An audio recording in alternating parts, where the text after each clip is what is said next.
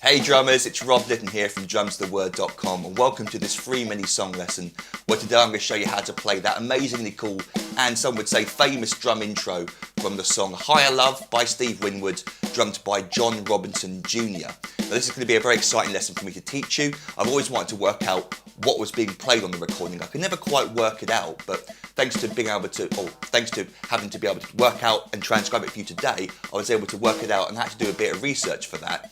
I'll go into that in a second. I've got the full PDF drum chart for you to download from the website, including all the patterns I'm going to be talking about in this lesson, the basic pattern, what you hear on the recording, and then how to start the song as well. So have this printed out in front of you as we go through this together. It's going to make things a lot easier for you to understand. If I didn't mention it, the link is beneath this video.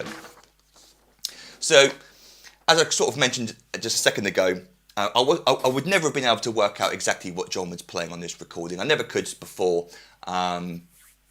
But I was able to find an old VHS tape that someone had uploaded onto YouTube where you get a close-up of what John's playing with his hands. And it was really interesting because what it turns out he's playing is this Cuban cascara pattern with his right hand, and then his left hand is sort of filling in the gaps. And of course on top of that we get those lovely accents falling in those cool places. So to start off with, if we take a look at the first pattern on the PDF I've written here, this is the basic pattern with the downbeat where John felt it. So what I'm saying here is this is how John played it, and this is where he's feeling the downbeat of 1 on the pattern. The right hand on its own, this is the most important thing, the right hand is playing, like I said, this sort of Cuban cascara pattern. He's playing 1 and 2 and a 3, E and a 4 and a 1. 1 and 2 and a 3, E and a 4 and a 1 and 2 and a 3, E and a 4 and a 1. And in case I didn't mention it, he's playing it on the rim of the snare drum. You could play it on the rim of a tom instead if you wanted to, but he plays it on the rim of the snare drum. So a bit faster, we'll speed that up to actual tempo slowly. 1 and 2 and a 3, E and a 4 and 1 and 2 and a 3, E and a 4.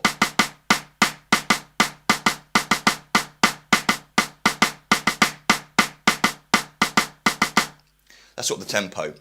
Now, what John does with the left hand is sort of fill in the gaps with the ghost notes. Now, he plays a few more extra ghost notes from what I can see, but this pattern was already as complicated as I thought it should be.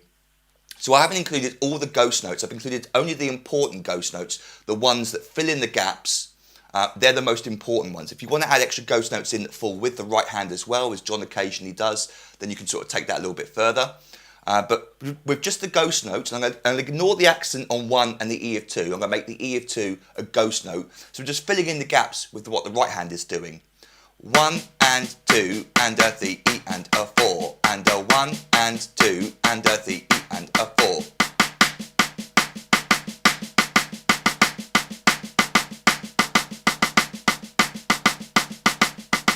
So I'm really focusing on what the right hand is doing. That's how I learnt this pattern. Focus on the right hand, then the rest of the left hand should sort of come out naturally because your right hand is leading you. So then finally the cool bit is where we add in those snare drum accents on beat 1 and the E of 2. Now the only tricky bit here is playing an accent on beat 1 followed by a ghost note with the same hand, the left hand. So we got this motion, an accent tap, an accent followed by a ghost note tap. So you've got to get that left hand part comfortable in order to play, or in order to fill in all the gaps with the left hand. So let's play the pattern properly now. Again, this is how John feels it. He counts himself in 1 E, 1 E and a 2 E and a 3 E and a 4 E and a 1 E and a 2 E and a 3 E and a 4 E and a 1.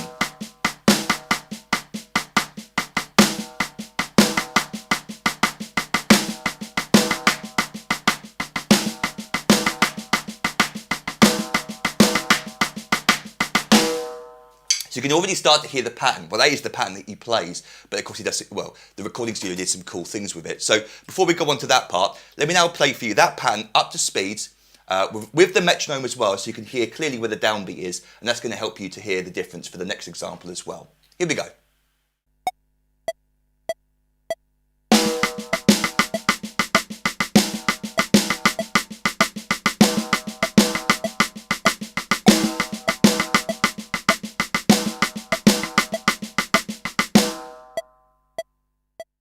So this next example I've written here, this is the pattern with the new downbeat falling where the percussion loop starts. So as I said, John's feeling the pattern as I just showed you with the downbeat on beat 1 with the first accent.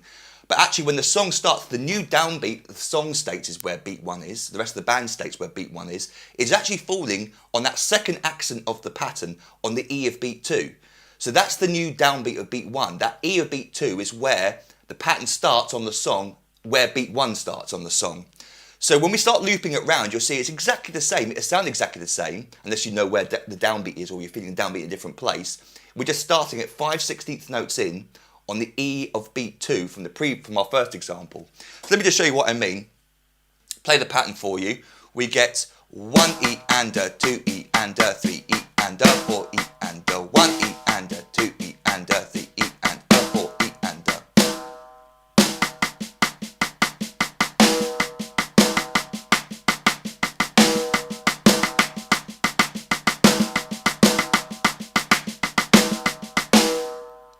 So with the metronome now, I'm going to place, well, I'm going to play that example for you, and the metronome is stating where the actual beat 1 on the song is. Here we go.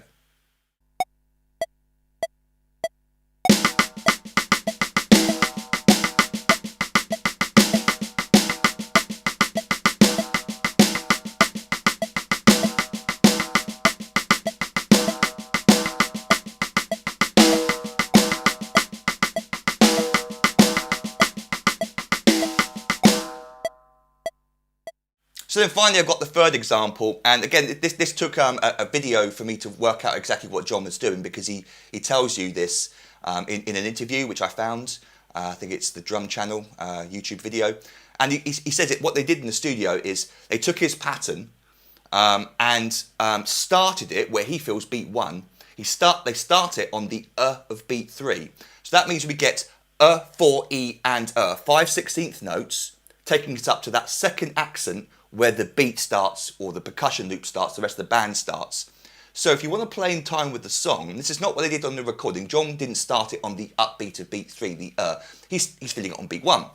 But in the studio they edited it, they cut it so that the pattern starts on the of beat 3, and then it falls nicely on beat 1 with the song where that second accent would fall. So this is quite tricky, because if you want to do it properly, you've got to play with the click. And you've got to feel the upbeat of beat 3. It's quite hard to count as well. Once you've learnt the previous patterns around a few times, it kind of gets complicated. So we get 1 and 2 and 3 E and a 4 E and a 1, a 4 E and a 1 E and, forgive me, I'm going to keep that mistake in. You'll probably find the same things, same trickiness as I am. 1 and 2 and 3 E and a 4 E and a 1 E and a 2 E and a 3 E. At that point, that second bar is the one that gets looped. That first bar is just showing you how the song starts and where it starts on the upbeat of beat 3. 1 and 2 and 3 and. So when you're hearing that, feel the second accent is beat 1. 1, 2, 3. 1.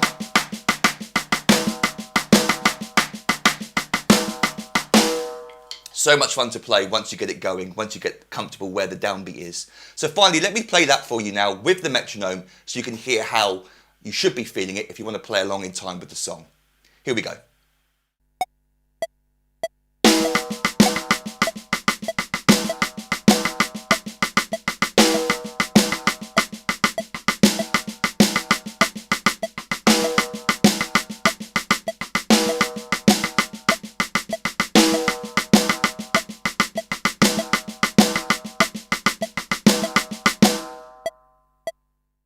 The final thing I want to mention is the fact that John's left hand on the recording itself, and you can sort of see it on this VHS tape that's been uploaded, his left hand occasionally plays some extra rim shot notes. Instead of playing the ghost note on the snare drum, the open snare drum, by the way, did I mention that? The snares are turned off in this song. Instead of playing all the ghost notes on the snare, he sometimes moves his left hand to the rim. So he's playing around with the left hand a little bit in sort of improvised manner. So on the recording, you do hear some extra rim shot notes occurring, which sort of take away from the... Not that pattern, you know what I mean? That's another sort of cascade kind of thing. So be aware of that on the recording you do hear these extra rim shots, but this is the pattern that John's playing. He shows you it on that video, so I'm 99% sure this is what he's playing. Anyway, I hope you enjoyed that. That was a lot of fun for me to finally work out how to play. Don't forget to download the PDF from my website. It'll probably make this lesson a lot easier for you to understand. And then while you're at my website, you might want to consider signing up to become an online member. And what I currently offer for $97 is a full year's online access to every single full video song lesson I've ever recorded and transcribed. That's over 500 full video song lessons where I teach you famous and popular songs from start to finish. Every single bar is included and taught. You get the fully transcribed PDF drum chart, unlike these mini lessons. And like I said, I've got over 500 full video song lessons up on the website already. As a thank you for signing up, I give you access to hundreds more little videos teaching you many, many famous drum beats, fills, and even drum solos. I give you 3 ebooks I've written over the years containing hundreds more famous beats, fills, and solos.